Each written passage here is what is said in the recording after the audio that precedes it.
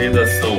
Eu sou o professor Alexandre de Jesus e na aula de hoje nós vamos falar sobre coesão e coerência. Sim, são os mecanismos que contribuem para a construção de um bom texto, ou seja, para a construção de um texto de qualidade, aquele texto que todos nós esperamos conseguir construir. Entretanto, antes de mais nada, é importante que você faça a sua inscrição no nosso canal. Assim você consegue manter-se atualizado em relação a todas as nossas postagens. Vamos então saber quais são os nossos objetivos da aula de hoje. O primeiro objetivo é compreender os principais elementos da coesão e da coerência textual, ou seja, como esses elementos se constroem ou podem ser construídos dentro do texto. Depois, aprender recursos de coesão referencial e sequencial e localizar os conectivos em seus respectivos parágrafos, porque, afinal, os conectivos eles contribuem para o processo de coesão e coerência dentro da nossa produção textual. Bom, quando nós falamos em mecanismos coesivos, nós estamos falando em uma infinidade de elementos. Você pode estabelecer a ideia de coesão e coerência por meio de verbos, sinônimos, elementos linguísticos, conectivos, pronomes, antônimos e assim sucessivamente. Então, para que você não fique desesperado, nós vamos organizar tudo isso. A intenção nesse primeiro momento é apenas mostrar para você que os mecanismos, de coesão e de coerência, eles são variados, tá? Eles não são limitados e é exatamente por isso que traz cada vez mais facilidade ao indivíduo que tem o hábito de ler e escrever na hora em que você deseja ali explicitar uma visão, na hora em que você deseja apresentar simplesmente seu posicionamento, você vai precisar dos elementos conectivos, ou seja, dos mecanismos de coesão. E eles são divididos da seguinte forma. Observe aí exatamente como eu coloquei para você. Quando a gente trata da coesão, tá? Observe aí na parte superior. Quando nós tratamos da coesão, ela pode ser dividida em coesão lexical e coesão gramatical. Quando nós falamos de coesão lexical, nós estamos falando dos sinônimos, e aí vale lembrar de que não existe sinônimo perfeito. Para você compreender, se nós fôssemos buscar um sinônimo perfeito, a única definição mais perfeita que nós teríamos para aquele elemento seria o próprio elemento. Exemplo clássico para você. Se eu peço a você um sinônimo de bonito, você vai dizer belo. Belo não é um sinônimo perfeito, é um sinônimo aproximado. Então, não há a ideia de sinônimo perfeito. O antônimo, que é a coesão por oposição, os hiperônimos e os hipônimos, que você utiliza constantemente, é bom que você utilize, melhor dizendo, dentro do seu texto para estabelecer alguns tipos de retomadas. Tá? Em referente à coesão gramatical, ela ocorre também por meio da pontuação. Muitas vezes, quando você faz uma pontuação errada, isso vai comprometer diretamente o sentido do seu texto. Então, é importante que você domine esses elementos. Inclusive, em se tratando da pontuação, nós temos aí em nosso canal um material bem interessante tratando de pontuação. Então, se você tem dificuldade, corre lá na aula falando sobre pontuação para que você possa aprimorar ainda mais os seus conhecimentos. Então, em se tratando da gramática, eu posso trabalhar ali com pronomes, verbos, advérbios e os elementos conectores, porque eles também vão contribuir ao nosso processo de coesão. Como eu disse anteriormente, não precisa ficar desesperado. Mais à frente, nós vamos detalhar todos esses elementos. Então, tudo que nós falamos nesse momento trata-se ali, faz referência à coesão.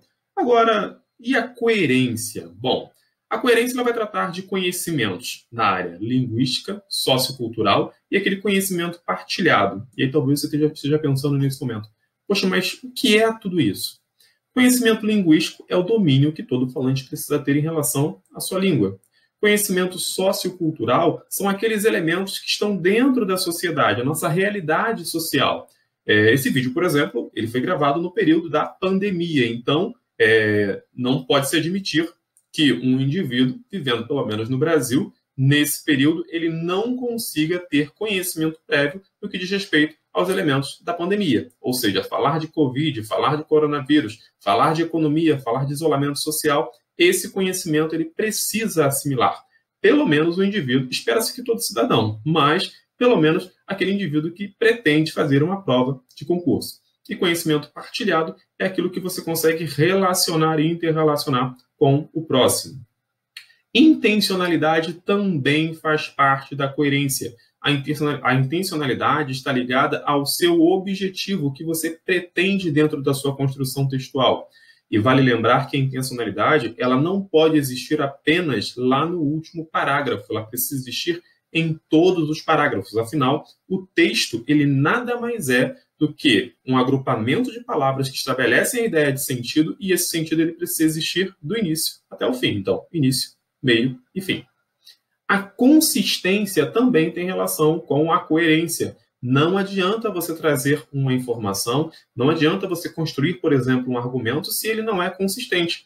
Ele pode ser bonito, ele pode ser interessante, mas ele é consistente? Ele tem sentido realmente? Ele tem base além do seu pensamento? Qualquer indivíduo, quando olha de fora para a sua construção textual, ele consegue compreender a consistência daquilo que você está apresentando? Então, é importante que você faça esse autoquestionamento. Eu costumo dizer para aos meus alunos que o autoquestionamento ele é essencial à qualidade do seu texto. Quanto mais crítico você é em relação ao seu próprio texto, melhor a qualidade dele ao final. Essa é a tendência, é exatamente isso que nós precisamos trabalhar. E aí, para que você não fique tão desesperado em relação à coesão e coerência, tem um exemplo bem prático que eu gosto de trabalhar. Imagina, então, que você tem ali uma bola de futebol, tá? E essa bola é de couro, então ela tem vários gominhos. Eu pego essa bola, apresento a você. E eu te pergunto, olha, o que é isso aqui? Você vai dizer, olha, ora, é fato que isso aí é uma bola. Beleza. Se na sua frente eu pego essa bola e eu começo a descosturar cada gominho, e aí eu faço isso de maneira rápida e apresento a você, olha, o que é isso aqui? Todos os gominhos, eu retirei todos os gominhos na sua frente, não descartei nenhum gominho, eu apresento a você e pergunto a você, o que é isso? Você jamais vai me responder que aquilo ali é uma bola. Você pode até dizer que antes era uma bola, é uma bola descosturada, mas a sua resposta não será é uma bola. Mas por qual motivo? Se uma hora é, outra hora não é. Qual é a condição para isso? Você vai perceber que a partir do momento em que eu vou descosturando, tá, essa bola, eu vou separando os gominhos, eu estou mexendo então na estrutura dela. Quando eu mexo na estrutura, eu estou mexendo na coesão dela. E essa coesão, ela propicia, ela favorece, ela possibilita um sentido. Se eu recosturar, tá? Se eu recosturar todos esses gominhos, mas agora de maneira linear, ele não será uma bola. Ele terá coesão, mas ele não terá a coerência, o sentido de bola. Conseguiu compreender? Então, quando a gente fala de coerência, a gente está falando de um sentido que é extraído por meio da coesão. Mas não se engane, porque é perfeitamente possível que um elemento tenha coesão, mas não tenha coerência. E também é perfeitamente possível o contrário. Beleza? Vamos à frente. Bom, a coesão é, então, o que ela é, afinal, depois dessa definição que eu apresentei a você de maneira bem simplória. Coesão nada mais é do que nexos, ou seja, são estruturas, são os laços entre os elementos da superfície textual. Então, você consegue conectar com aquele exemplo que eu te apresentei em relação à bola. Apresenta dois tipos básicos. A coesão ela pode ser referencial e pode ser sequencial. Bom, se ela pode ser referencial, é porque ela busca referência. E se ela pode ser sequencial, será que é porque ela amplia, ela progride? Bom, só realmente vendo para que a gente possa compreender. A compreensão de um elemento depende da interpretação de outro. Vejamos um exemplo. Ele estava prestes a desistir, onde recebeu a notícia de uma promoção. Estrutura como essa é muito comum aparecer dentro de uma construção textual. E aí, a princípio, você diz, mas não existe erro nessa construção. Na realidade, existe um erro. Observe aqui que a expressão onde está destacada. Vamos ler novamente a construção. Ele estava prestes a desistir, onde recebeu a notícia de uma promoção. Espera aí. Ele estava em um determinado local, pensando em desistir, aí nesse local ele recebeu a notícia da promoção? É isso que o autor quis dizer? É óbvio que não. Então, se não é essa a intenção do autor, eu não posso utilizar a expressão onde. Onde é apenas para lugar. Guarde essa dica com você. Tá? Então, essa construção ela está errada. A construção correta seria: ele estava prestes a desistir quando recebeu a notícia de uma promoção. Porque, na realidade, foi no momento em que recebeu a notícia de uma promoção. E momento lembra tempo. E o conectivo que nos traz a ideia de tempo é o quando. Perfeito? Então, percebeu como pequenas falhas comprometem o sentido do seu texto? Em alguns casos, essas falhas elas podem gerar até uma espécie de ambiguidade. Aqui, forçadamente, conduziria a esse tipo de pensamento. Entretanto, como essa estrutura, essa falha, acaba sendo uma falha que demarca aí, tá? Um senso comum, demarca uma estrutura da oralidade, ela é mais perceptível. Então, nós precisamos manter atenção em relação a essas construções. A coesão, quando os elementos estão logicamente organizados e concatenados. Você conseguiu perceber? A partir do momento em que a gente organiza esses elementos, eles mantêm uma relação de lógica, eles estão conectados, há, portanto, aí a coesão. E a coesão, como eu disse a você, ela propicia a coerência. Agora vamos conhecer um pouco mais da coesão. Ou melhor, vamos detalhar a coesão. Vamos conhecer agora os elementos que compõem a coesão. É possível, então, estabelecer coesão por meio de pronomes relativos. Que, quem, o qual, cujo, onde, quanto. Ou seja, você percebe que por meio desses elementos você consegue retomar informações. Quando você retoma uma informação, você está, nesse momento, estabelecendo uma coesão. Pronomes possessivo, meu, minha, seu, nosso. Imagina se eu digo assim a você, eu comprei um veículo, mas bati assim que saí da loja. Meu carro novo, opa, olha só, meu aqui reforça, tá? A ideia do veículo que eu comprei. Carro também vai retomar o veículo que eu comprei. Então, você tem diversos processos coesivos, aqui focando especificamente no nosso pronome possessivo, meu. Pronomes pessoais, ele, ela, exemplo, Marcelo e João foram ao mercado. Eles quem? Marcelo e João. Estabelecemos aí um processo coesivo. Processo demonstrativo, esse, este, isso, aquilo. Imagine, por exemplo, na construção, mais uma vez, Marcelo e João foram ao mercado. Este comprou feijão, aquele comprou arroz. Quando eu falo este, eu faço referência a João, que é o que está mais próximo. E quando eu falo aquele, eu estou fazendo referência a Marcelo, que é o que está mais distante. Os artigos definidos e indefinidos, tá, também vão trabalhar ali com o processo coesivo, as conjunções sempre, tá? Geralmente, quando nós falamos em coesão, é muito comum que o seu professor em sala de aula foque constantemente nas conjunções.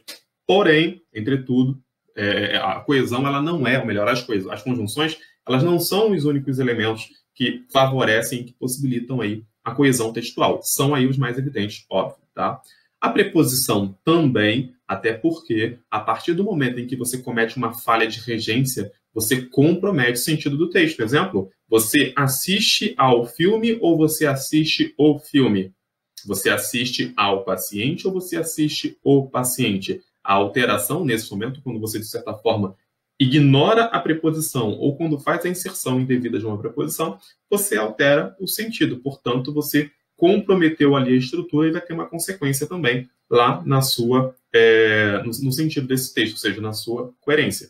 E aí, para que você não fique com dúvida, ou melhor, não tenha dúvidas, em relação a assistir, eu assisto ao filme, eu vou, na realidade, prestar atenção, eu vou olhar, né, para o filme, então eu assisto ao filme, eu assisto ao jogo e eu assisto o paciente. Bom, é o que se espera, né? Assistir o paciente é prestar ajuda ao paciente. Beleza? Bom, temos também os advérbios. Os advérbios eles vão nos auxiliar no sentido de marcar ali a ideia de tempo, de período, de momento, tá? Os hiperônimos e os hipônimos, eles são excelentes também dentro do processo de coesão textual. Vejamos, para hiperônimos eu tenho homem, órgão público, instituição de ensino, foram os exemplos colocados. Então, se estes, melhor dizendo, são os hiperônimos, significa dizer que os hiperônimos têm ali uma referência ampla, tá? Ele é mais independente, podemos assim dizer. Já os hipônimos, eles são específicos. Então, para o hiperônimo homem, eu posso pegar o nome Alexandre. Então, quando eu trato de Alexandre, quando eu falo Alexandre, eu estou falando de uma pessoa específica. É qualquer homem? Não, é um homem específico que é Alexandre. Quando eu falo de órgão público, pode ser qualquer órgão, mas quando eu digo MEC, Ministério da Educação e Cultura, eu estou falando de um órgão público específico. Eu não estou falando, por exemplo, do Ministério da Justiça, eu não estou falando de outro órgão, estou falando de um órgão específico. Então, perceba como os hipônimos e os hiperônimos eles podem contribuir profundamente para a coesão de seu texto. Instituição de ensino, podem ser várias, mas eu quero uma instituição específica. Eu falei da Escola Municipal Rudá Iguatemi. Então, esta escola especificamente, ela é uma instituição de ensino, ela é uma das instituições de ensino. Mas, nesse momento, estou falando de uma instituição de ensino específica. E aí, dentro do seu texto, você pode trazer esses elementos, sempre do maior para o menor ou do menor para o maior. Vai depender exatamente do objetivo que você tenha dentro da sua construção textual. Vejamos agora o que é uma coesão referencial. Bom, um signo linguístico estabelece relação com um objeto extralinguístico. Quando a gente trabalha a coesão referencial, ou seja, ela vai buscar uma referência, a gente precisa entender exatamente como isso se constrói. A coesão referencial ela pode ser subdividida em situacional ou esofórica, que é aquela coesão extratextual, ou seja, ela busca elemento fora do texto, ou ela pode ser textual e endofórica. É uma coesão por referência que acontece na unidade interna do parágrafo, ou seja, na unidade interna do texto. Em se tratando dessa coesão intratextual, nós podemos classificá-la como anáfora ou catáfora. Então, coesão anafórica e coesão catafórica. Não confunda esta anáfora de que estamos tratando aqui com a anáfora enquanto figura de linguagem. Beleza? Vejamos o exemplo. Nunca te queixes daquilo que seus pais nunca puderam lhe dar, pois eles deram o que melhor tinham. Ali tem um erro, tá? O que melhor que tinham. Não. Eles deram o que melhor tinham. Dentro dessa construção, você vai perceber o seguinte. Nós temos aí, obviamente, né, nitidamente marcado, elementos na cor verde e elementos na cor vermelha. E você já deve ter pensado, o que é verde, obviamente, é intratextual e o que é vermelho é extratextual. Mas a pergunta é, por quê? Vamos analisar a estrutura? Nunca te queixes daquilo que seus pais nunca puderam lhe dar. A expressão te queixes e a expressão lhe, ela estabelece uma coesão intratextual porque ele faz referência a quem está dentro do discurso. Eu estou conversando com alguém. Os elementos seus pais e eles estabelecem uma relação com um elemento que está fora do discurso. E nós fazemos referência a eles, ou seja, eles não estão dentro do discurso, nós estamos apontando esses elementos. Entretanto, perceba o seguinte, quando eu digo seus pais e depois eu substituo por eles, percebeu que nesse momento a expressão eles em relação a seus pais estabelece uma relação intratextual? Então, ela estabelece também uma coesão intratextual. Tudo depende, nesse caso, do referencial. Você não está na aula de física, mas você precisa aí desse conceito de física para compreender melhor essa construção. Eu posso tratar tanto como uma coesão intratextual, quanto uma coesão extratextual. Depende aí do nosso referencial. Lembra-se daquele momento da aula de física? Afinal, o homem dentro do ônibus, o homem está em movimento ou está parado? Depende do referencial, né? Em relação ali ao poste, né? O ônibus em movimento. Em relação ao poste, o homem estaria em movimento ou ele estaria parado? Ele estaria em movimento porque o ônibus está em movimento. Mas em relação ao ônibus ele está parado, não é isso? Bom, depois confirma lá com o teu professor de física. Bom, coesão referencial ela pode acontecer também por substituição. Observe, eu vou substituir expressões. Fui à Europa e lá, aliás, foi à Europa e lá foi feliz. Lá onde? Lá na Europa. Então, para não ficar foi à Europa e na Europa foi feliz, ele substitui Europa por lá. Isso fica nítido para a gente. O termo lá substitui, sem prejuízo semântico, o substantivo Europa. Na expressão André comprou uma bermuda mas preferiu usar a minha. A minha o quê? A minha bermuda. Ué, mas não tem a expressão bermuda ali no final. Óbvio, porque se houvesse, nós teremos ali uma repetição vocabular. E o que é pobre para a construção textual? E você já deve ter estudado em figuras de linguagem, você tem a possibilidade, por exemplo, de elaborar uma construção zeugmática, ou seja, um zeugma. O que é um zeugma? Zeugma nada mais é do que a omissão de um termo facilmente identificado. Lembrando que esse termo ele precisa já ter sido citado anteriormente. Caso contrário, nós teremos ali uma elipse e não um zeugma, tá? Então, perceba que a expressão bermuda já não foi citada.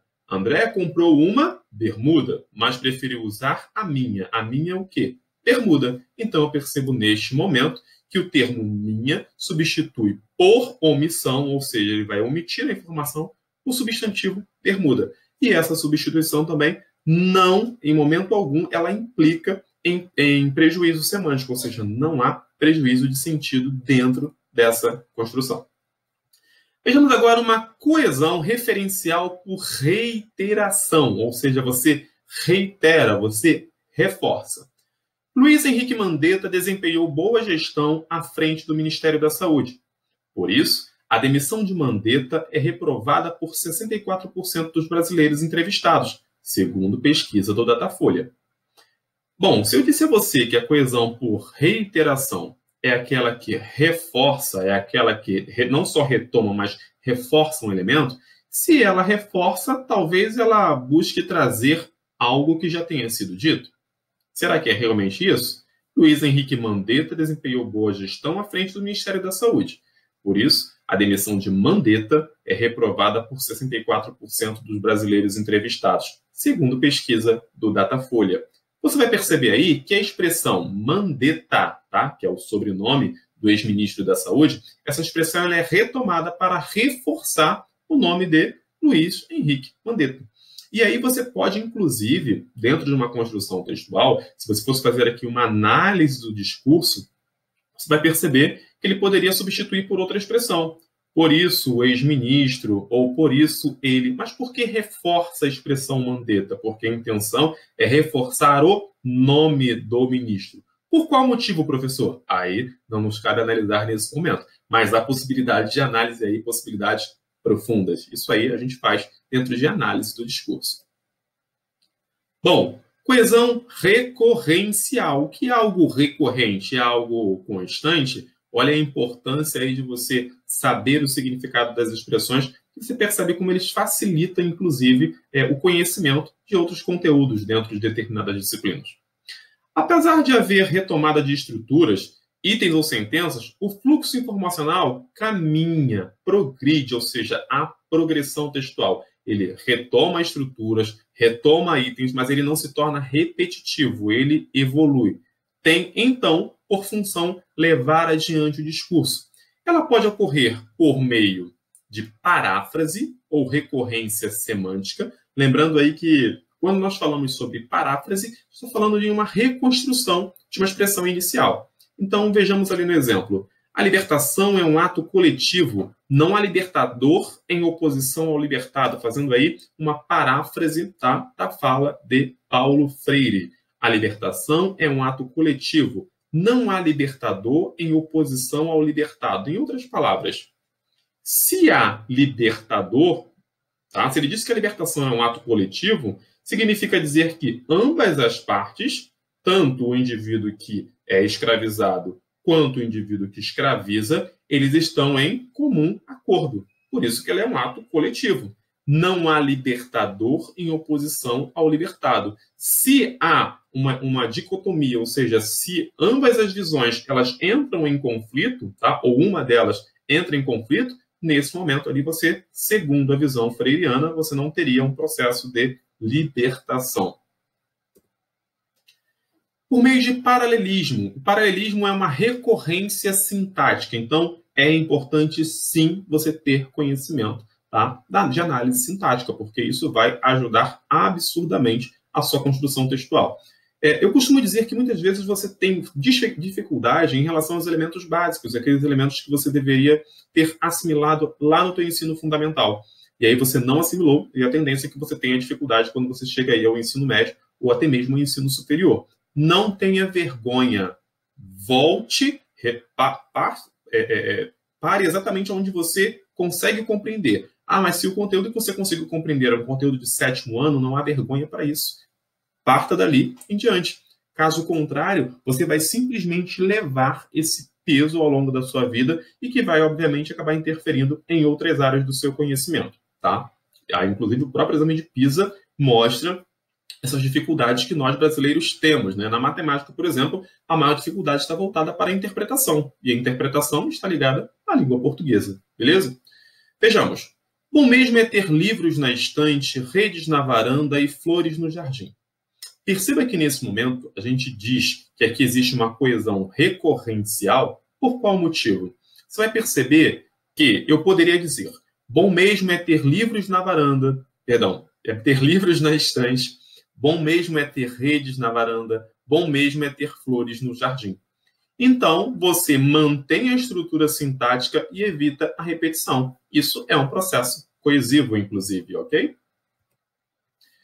Bom, temos também a recorrência de termos. É quando você tem uma repetição do próprio termo. Ela corria, corria, corria. Isso é mais comum, tá? É mais usual, melhor dizendo, dentro de estruturas como um poema. Ou seja, você vai sair da prosa e parte lá para a estrutura de construção em verso. Que não é, a princípio, o nosso objetivo, beleza? Mas coesão é coesão em qualquer lugar. Só lembrando que, em se tratando de poema, você pode trabalhar ali com uma licença poética.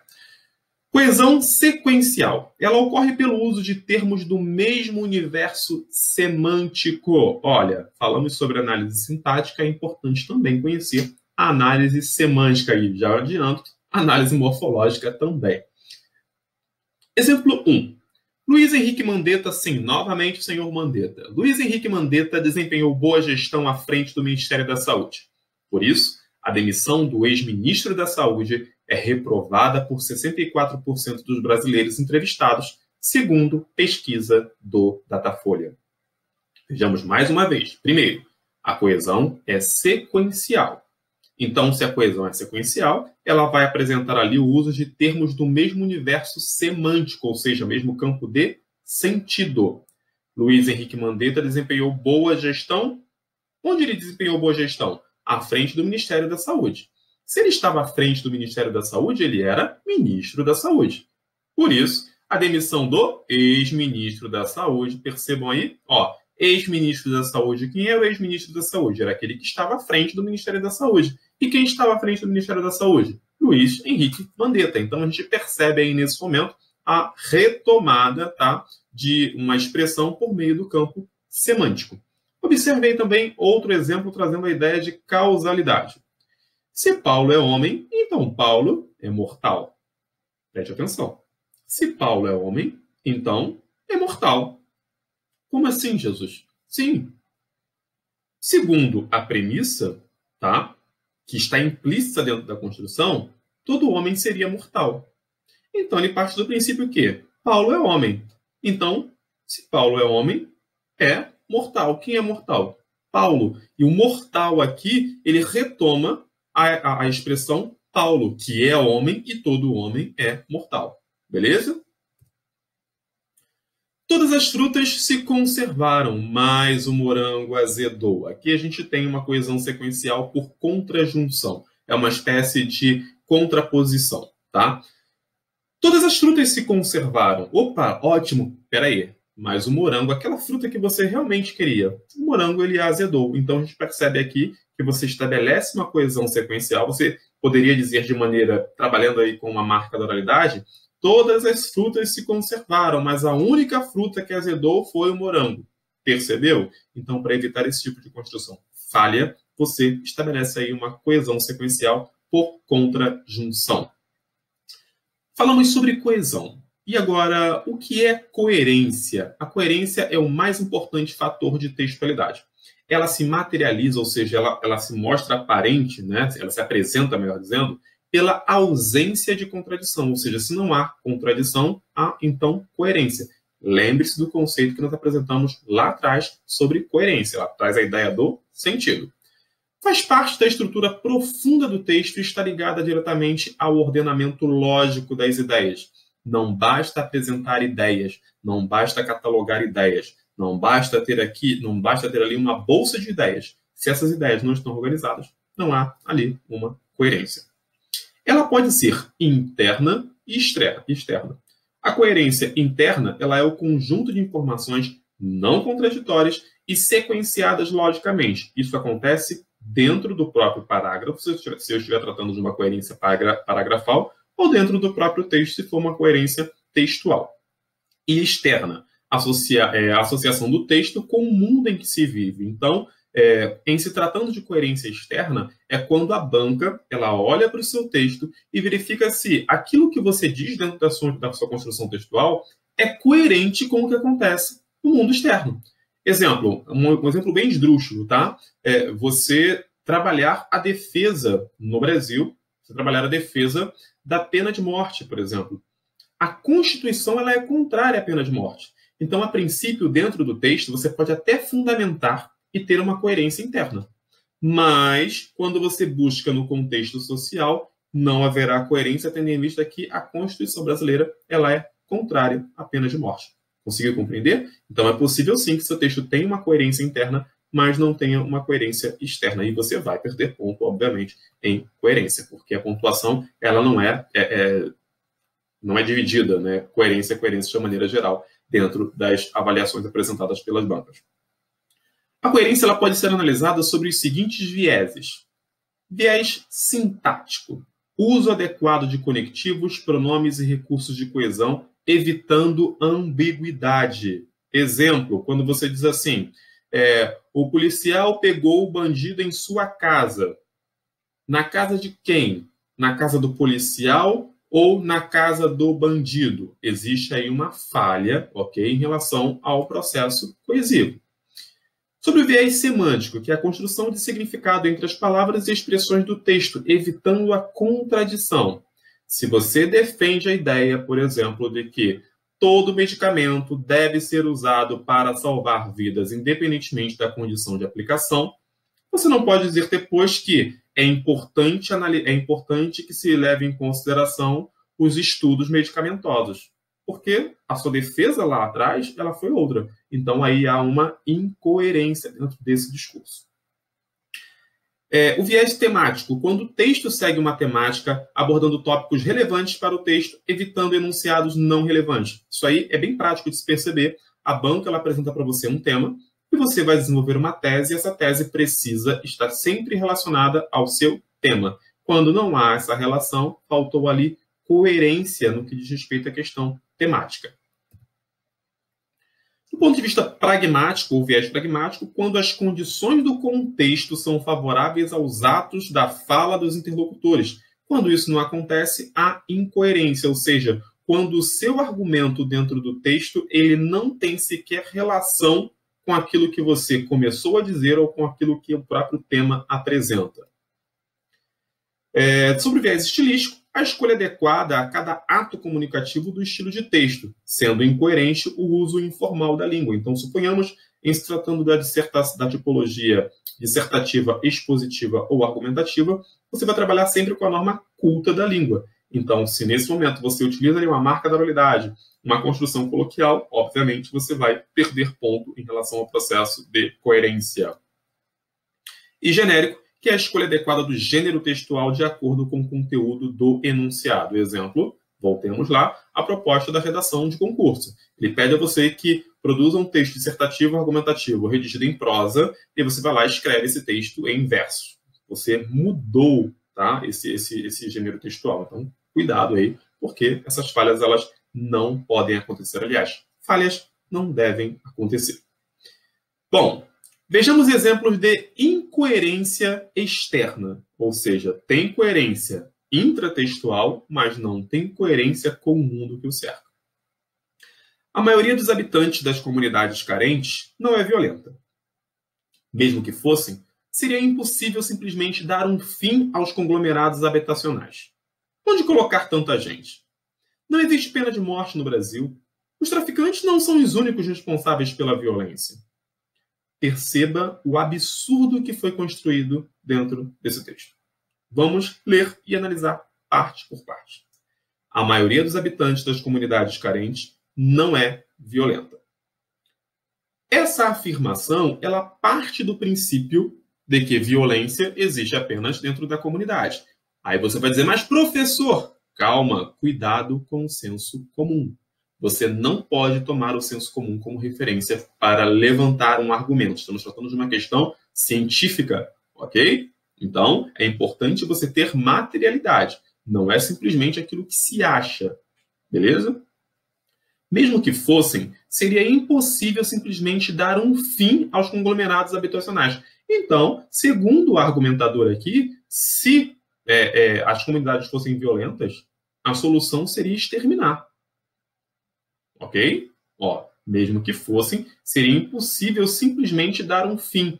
Embora ele apresente essa ideia de ser impossível, quando ele apresenta a ideia de ser impossível é porque essa ideia ela foi construída de maneira implícita. Tá?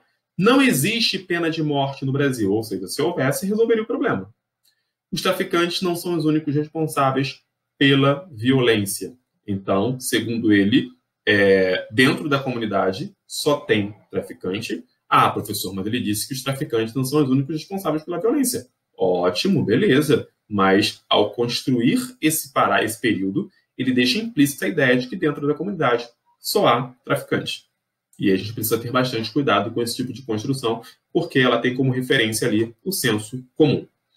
Vejamos agora a coesão e a coerência por meio das imagens. Coesão e coerência nas imagens? Não, nas imagens. Faltou coesão a essa construção textual.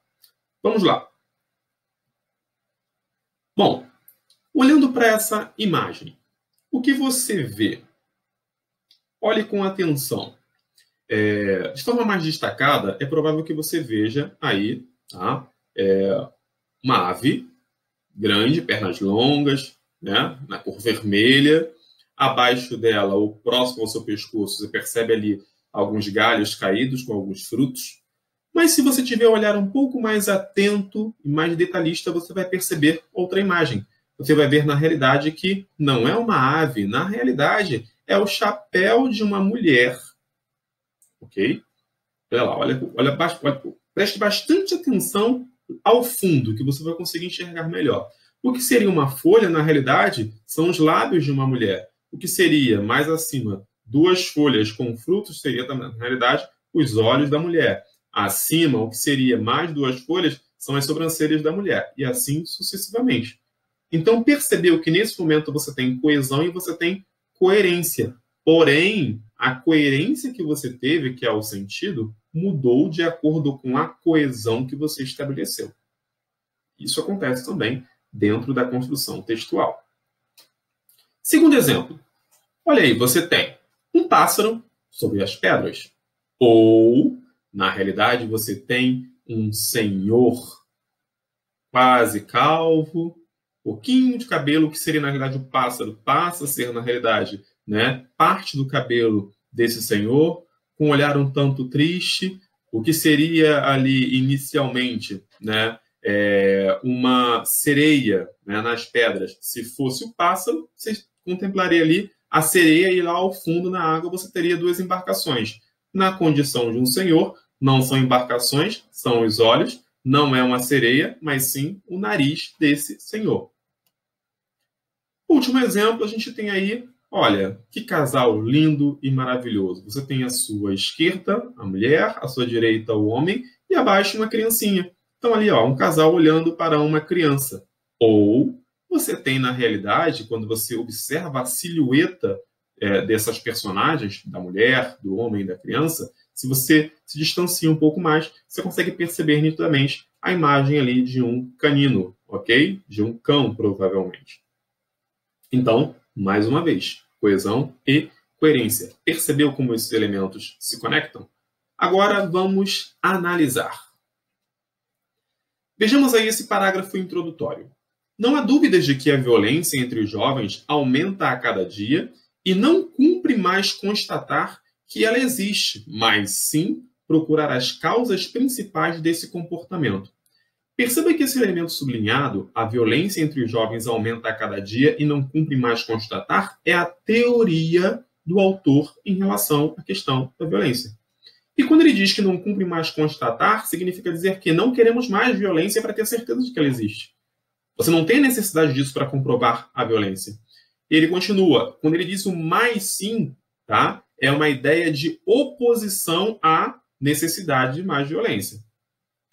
Desse comportamento. Qual o comportamento? O comportamento violento. Ele não repete a expressão, mas ele tem conectivos que cumprem com essa função e propiciam aí a progressão textual. O texto vai evoluindo, ele avança, tá? Neste momento, acusar a juventude é uma leviandade. Neste momento, porque no momento atual em que o texto está sendo produzido. A sociedade como um todo deve assumir a culpa pelo que está acontecendo. E o que está acontecendo? A violência entre os jovens. Então, percebeu que dentro de um parágrafo ele fez o que eu chamo de 360 graus.